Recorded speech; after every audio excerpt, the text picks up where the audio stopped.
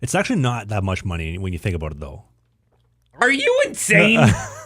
I'll stop and just and hear the words that just came out of your mouth. Hear me out for a second, okay? No. Say it out loud again. $13.8 million a year isn't that much money? That's insane. In the grand scheme of the NHL. So this is why you're never going to see a Canadian team compete competitively, consistently for as long as we have the current political situation. I'll tell you why. So let's say Leon's making $13 million a year. He is. Let's not just say he is. Well, there's a reason why I'm saying hypothetically, because we don't want to offend any of the gatekeepers of the social media realm. So let's say, hypothetically, I was making $13 million to play in the National Hockey League, and I played for a team in a country where the government is taking 60% to taxes. So now my $13 million is really $6 million. Okay, so now I got to pay my agent fee. Let's say I lose another $1 million to that. So I'm really making $5 million instead of $13 million. If I'm playing in the National Hockey League, why would I do that and make $5 million for the price of $13 million when I can go to Florida or Nashville where I can make the full $13 million? Also, I don't have to deal with all the other issues in Canada where it's freezing cold, or maybe they have a bad locker room culture because everybody's pissed off because that's who's governing our body or governing our country.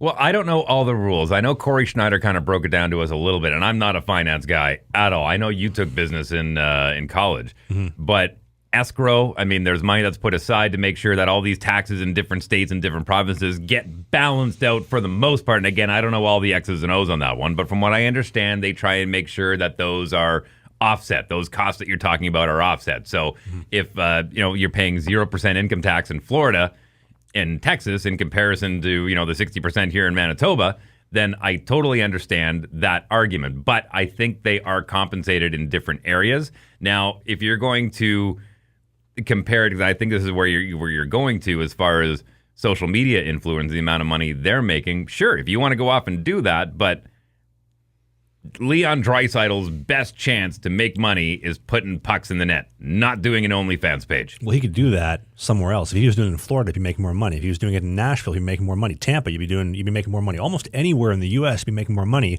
than if you're playing in Canada, where they're taking 60% of your money.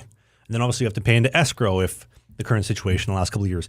If you're, let's say, playing in Canada during the scamdemic, you can't play unless you're Tyler Bertuzzi, unless you do exactly what they tell you at all times, or you can only play home games or road games in the U.S. There's no reason why an NHL player should want to play in a Canadian market.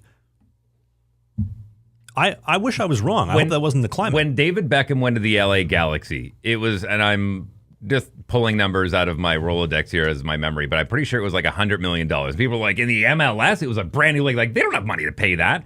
But the idea was that you'll get enough endorsement money. We'll make sure we will land you as many endorsement deals as we can so you can make money outside to make sure that it totals up to $100 million, and that's what you'll get paid, but it'll be a fraction of that from the actual Galaxy that's paying you.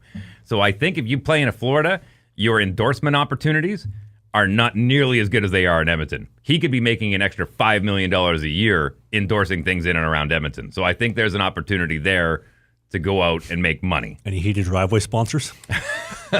Love my heated driveway, Connor McDavid. I love not being with the shit munchers in the shit neighborhood. I got to shovel my own driveway. I love that my driveway takes care of itself and heats the snow away. By the way, we're giving away a free driveway to anyone that signs up on Patreon. We're not. But sign up to be a Patreon member. Win your very own heated driveway. We're not giving one away. It's not happening. Here's a stat for you. Connor McDavid has made the most money out of any NHL player the last 3 seasons at $37.5 million, which is only half of the top OnlyFans model Corinna Kampf made last year at $67.5 million. Last year, McDavid, $37 million the last 3 seasons. I think Connor McDavid has guaranteed money behind him where the OnlyFans page does not. I think Corinna Kampf has a better D pairing than Connor McDavid and the Oilers. Now, okay, if you had an opportunity to go to OnlyFans, would you scrap everything you're doing right now and go make even like $1.5 million? Would you go do it? No, because my sanity's not for sale. Okay, so there we go. So now it talks about quality of life now, right? Yeah. Okay, so again, are you willing to trade off these certain things? And it's negotiations that you do with yourself, right? Are you willing to, AKA, sell out for X amount of dollars when people will go, whoa, what are they doing? That wasn't the brand that I was sold. Mm-hmm. You know what I mean? That's why so many people are coming from Spit and Chicklets and listen to our show, because they're just tired of... Welcome. Thanks for joining the show. We're happy to have you Happy here. to have you. Yeah. Oh, man. Also, the McDavid Corinna Kampf analogy. A father's dream Every father's worst nightmare. Hey, more hockey content. It's might be old, it might be new, it might be a full episode, it might be a half episode, but you can click these boxes because who doesn't like clicking boxes?